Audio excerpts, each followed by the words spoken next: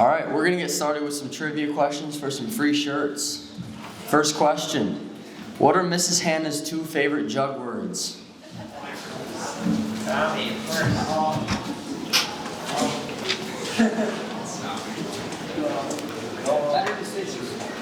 That's close enough. That's close. Right? What? That close enough? Close enough. Better choices. Better choices. Better choices.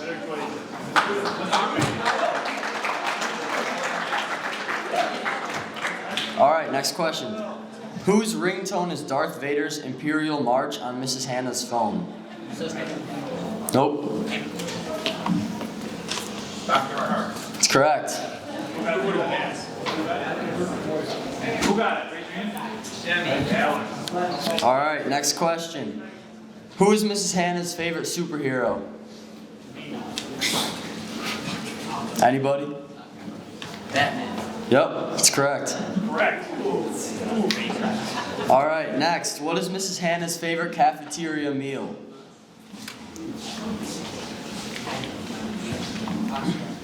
Is it soup? Nope. Pasta? Yes, that's correct. Pasta bowl. All right. All right, what is Mrs. Hanna's favorite McQuaid to retreat? Carlos. Yep, that's correct.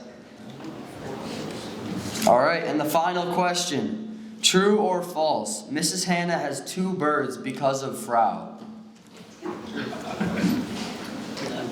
Yep. True. That's correct. All right. Very good.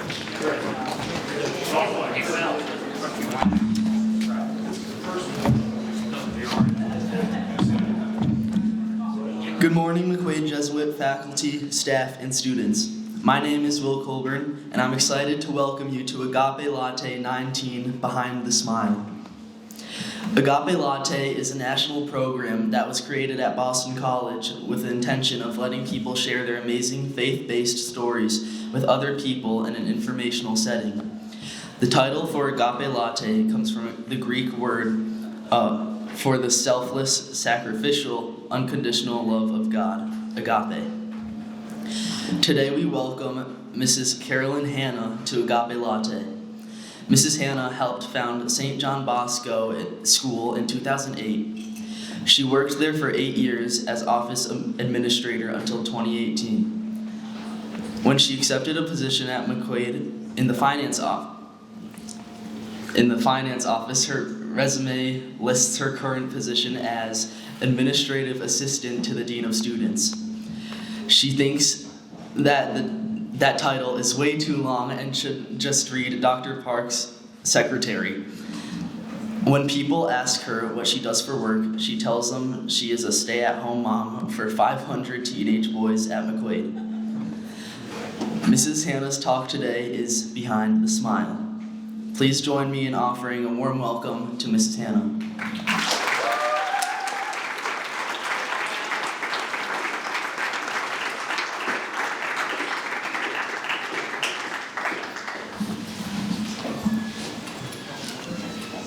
Good morning. Thank you for giving up your free period to join me today, although I do admit to bribing a few seniors to be here. Thanks. My boys used to joke around about how Mr. Drams hounded them to go on retreats while they were at McQuaid. They were convinced that he hid around corners so that he could jump out at unsuspecting students to talk them into going on retreat. When I began working here, I realized Mr. Drams hounds everyone, faculty and staff alike.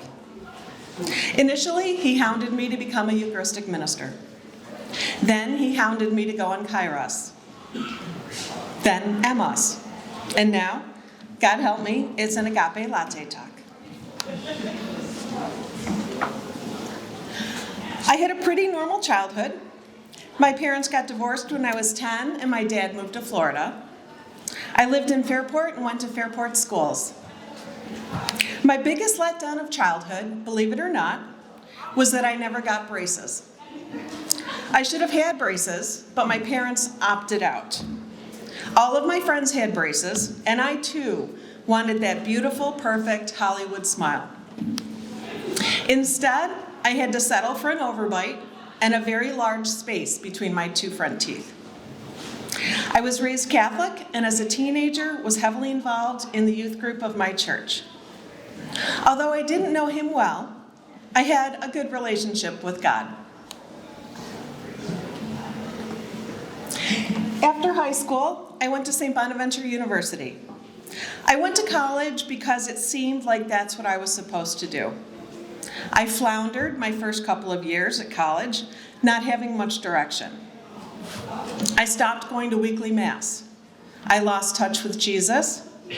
I became depressed. One semester, I stopped going to class altogether. I was placed on academic probation when my GPA hit a stellar 1.2. I bounced back the next semester, however, making Dean's List with a 4.0. I was all over the map. When I was a junior in college, just a few years older than some of you guys are right now, I found myself sitting in my college apartment one day, holding a home pregnancy test.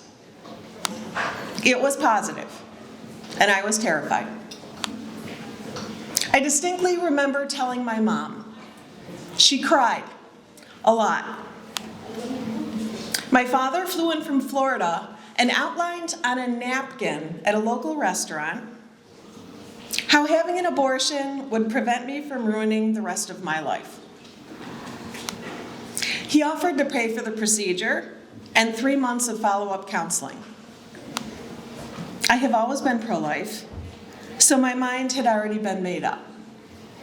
I dropped out of college, went to work, moved into a tiny apartment, and became a single mom at the age of 21.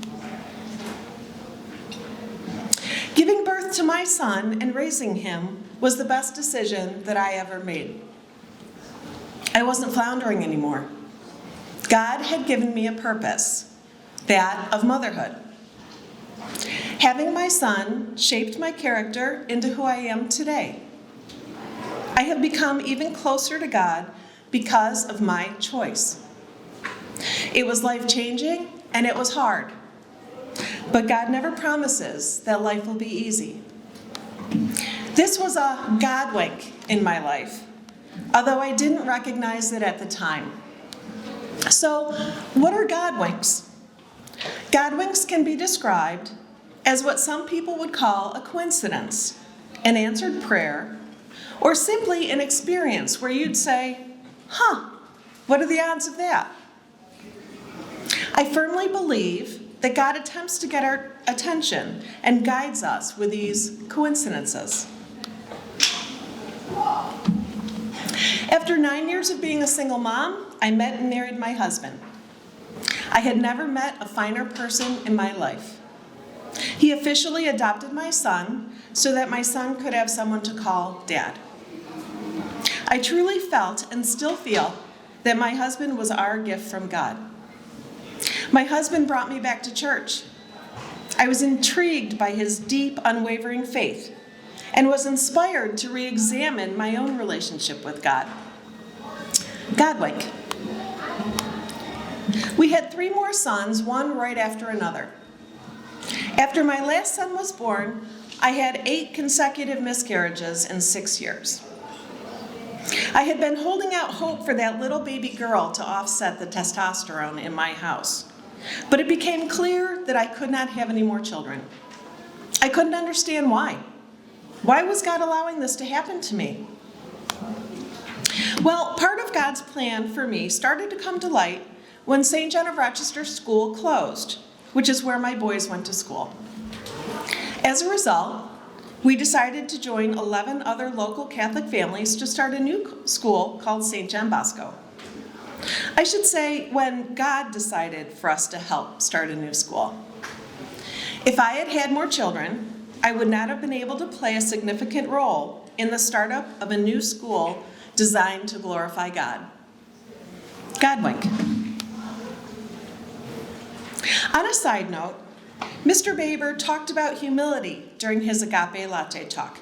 If you haven't seen his talk, you need to go back and watch it.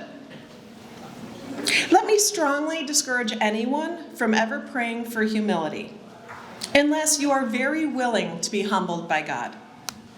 I made the huge mistake of praying for humility, while my kids were at St. John of Rochester School.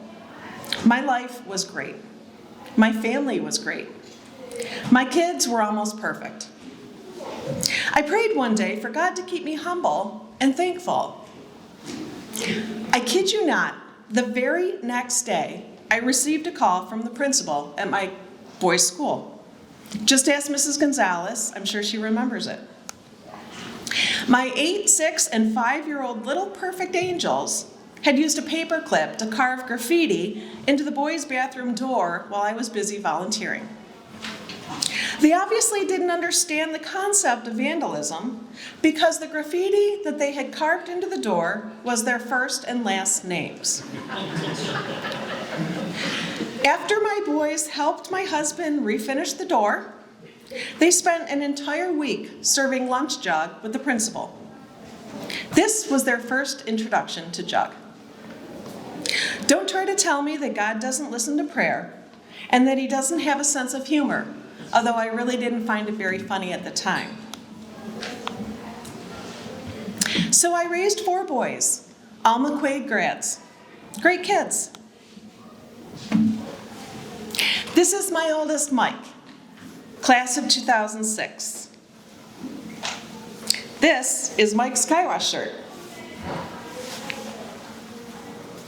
He played several sports but loved football the most. He started on both sides of the ball and usually played the entire game with only a few breaks to catch his breath. He carried a B+ average and was recruited to play D3 football by some local colleges. He ultimately chose St. John Fisher. He was a lot like many of you. After his McQuaid graduation, Mike decided that he wasn't ready for college and instead went to work as a sous chef. His many years of playing sports led to significant damage to his knees, and he required surgery on both of them in his early 20s. Back then, it was routine to send patients home after surgery with heavy-duty painkillers to control the pain. Mike was sent home both times with OxyContin, which is an opioid. I'm sure you've heard a lot about these drugs in the news, with fentanyl now being the front runner.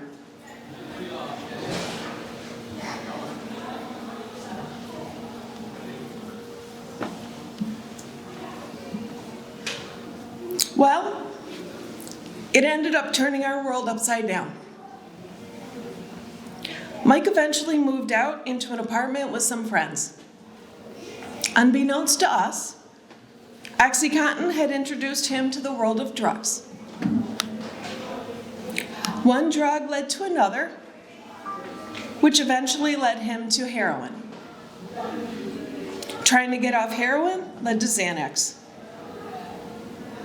In the early years, he hid his addiction well. He was scared of needles, so his method of use was through snorting. There was no paraphernalia, there were no tracks, there was no indication. He battled drug addiction for almost 7 years. Our family was nearly destroyed.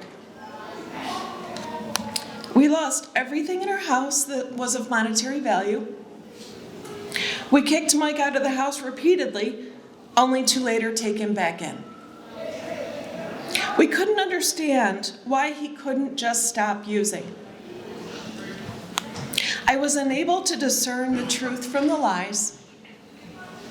There was no Dr. Spock parenting handbook on this.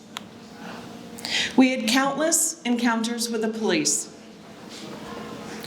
I came home each day after work, wondering if I would find my son alive or dead. I even did something that a mother should never have to do. I didn't pay my son's bail when he was arrested and allowed him to go to jail. I choked back the tears as I watched them drive him away from the courthouse to jail. We tried everything we could to help him. I read everything I could find online about drugs, addiction, and recovery. We enrolled him in many rehab programs many times, in and out of state. Time and time again, he would get sober, and then he would relapse. He actually told me once that he would rather die than not get another fix, and he meant it. Once he texted me that he wanted to kill himself. Having worked on an ambulance for 10 years, I knew that I could use that text against him. The next time he was under the influence, I had him admitted to Unity Hospital as suicidal, in hopes that the end result would be his admittance to their chemical dependency unit next door. My efforts failed miserably when he sobered up and convinced them that he was not suicidal. My pleas with the hospital staff fell on deaf ears. He was released within hours, even though it was very clear that my son was a drug addict in dire need of help. Drugs had completely rewired my son's brain.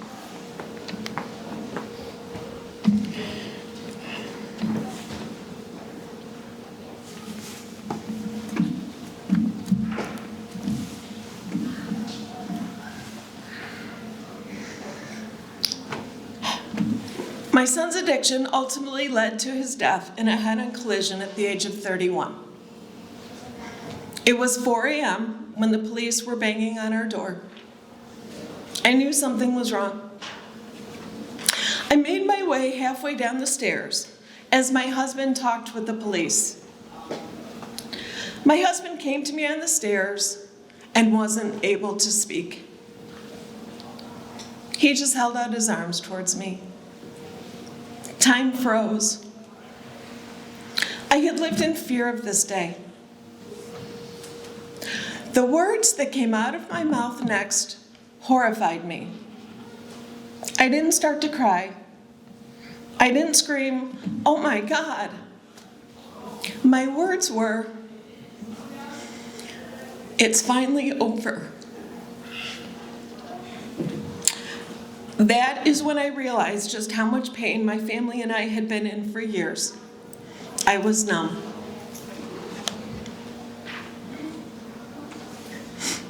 Our family was devastated. Mike's younger brothers, who adored him, were heartbroken. I can still see the tears streaming down their cheeks as I told them that their brother had died. We will never be the same. We have holes in our hearts that can never be filled. As a parent, I have to live with the fact that I couldn't save my child. We miss Mike each and every day.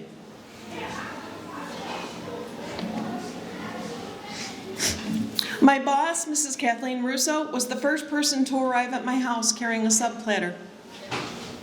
Mr. Drams had asked people at school to sign a giant card which a student had painted and is now framed and hanging in our den.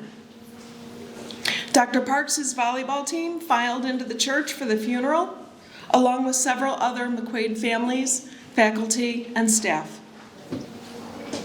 Coach Bobby Bates found Mike's senior football jersey from 2005 and gave it to me. The football team hung up Mike's old football banner during their next game, which was homecoming. And a prayer for Mike was offered before the start of the game. The McQuaid community was there for us when we needed them most, doing what they do best, being men for others. During those long, dark years and through Mike's death, Jesus was my best friend. He was the only one that I could talk to and be completely honest with. I told him the good, the bad, and the ugly. People have asked me, weren't you angry with God when your son died? I think my response surprises most people. I believe that my son died as an act of God's mercy. My son was suffering and was not getting any better. And our family was living daily the nightmare that only drugs can bring. My son died instantly in an accident And by the grace of God, no one else was harmed. Erica Dewey, my heart goes out to you. I saw an ornament shortly after his death that made complete sense to me. God saw him getting tired, a cure not meant to be. He wrapped his arms around him and whispered, "Come with me." I believe in God's mercy. I learned that coincidences, or God winks, that took place during those years were actually instances where Jesus was communicating with me and throwing me a life raft. I would have never gotten through it without him. He can give you strength that you never realized you had. He can give you peace and resolution. Jesus is the only reason that I am able and willing to get out of bed every day. Jesus is the reason I can smile at you when I see you in school. Last year, Dr. Zinda asked me if I would be interested in completing the Ignatian spiritual exercises. She told me that when she prayed about who to ask, my face would pop into her mind. Dr. Zinda, I'm so sorry. I naturally said yes, but I really wasn't too sure about what I was getting myself into. I wasn't sure I would benefit from the experience. I was good with God. Completing the exercises took me somewhere I did not expect to go. My anticipated learning more about Jesus went off the rails, and I found myself instead face to face with Mary.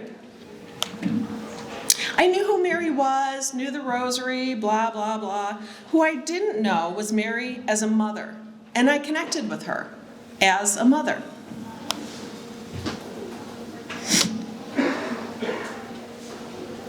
For the first time, I realized Mary's pain as a mother, but only a tiny fraction of her agonizing pain as she watched her innocent son be crucified.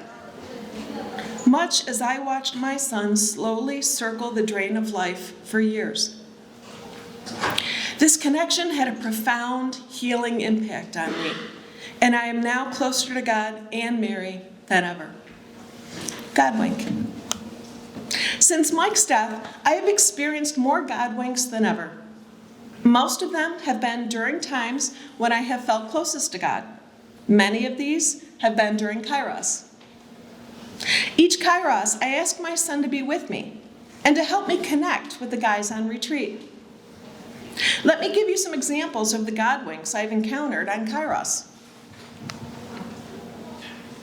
During one Kairos, I was at the dinner table with some of the other adult leaders. We started to joke around about some of the dumb things that we did as young adults. Don't even ask me about what Mrs. Weidman used to do. One colleague claimed that he got a tattoo of Batman. No names, and I'm not going to tell you where it's located. I froze. I looked down at my Batman socks that I was wearing. I wear Batman socks on every Kairos to remind me of my son. Batman was his favorite superhero. So much so that at his celebration of life, my sons and I all wore Batman t-shirts. During another Kairos, Isaiah Anderson, one of the students on retreat, gathered a bunch of guys around the piano and started playing and singing All of Me by John Legend. Mr. Drams can attest to this. Again, I froze, and this time the hair stood up on the back of my neck.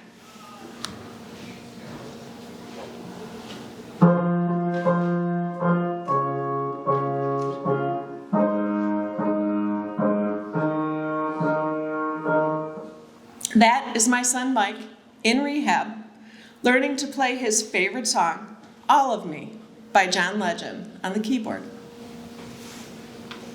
My last Kairos was a huge disappointment. I couldn't feel my son's presence. I didn't get my sign that I looked so hard for. Towards the end of the retreat, my small group asked if I had received a sign yet from my son. I had no glimmer of hope to offer them, which made me sad. On the drive home from the retreat, I looked at the Kairos cross hanging from my rearview mirror. It was Mike's Kairos cross, and it hangs in my car permanently. It suddenly hit me. Mike had been on Kairos with me the whole time. Mr. Luciano had forgotten his Kairos cross, and I had taken Mike's out of the car and had given it to him to wear during the retreat. God wink. Sometimes we look so hard to find God that we miss him right in front of our eyes. Each God wink I encounter makes me smile without fail. Whether it's a song on retreat, a Batman tattoo, or graffiti on a bathroom door. And gentlemen, a smile is meant to be contagious and passed along. I encourage you to share your smile with our world, and perhaps you will be a God wink for someone who needs it most. As for me, I will continue to smile as I experience God winks in my life. It feels good to smile, especially on the days when a smile may be all I have to offer. A smile can be such a powerful communication of faith, hope, and love to our world. And although I might not have that Hollywood perfect smile that I dreamed of as a child, now you know through the ups and downs of my life that Jesus is the reason behind the smile. Thank you.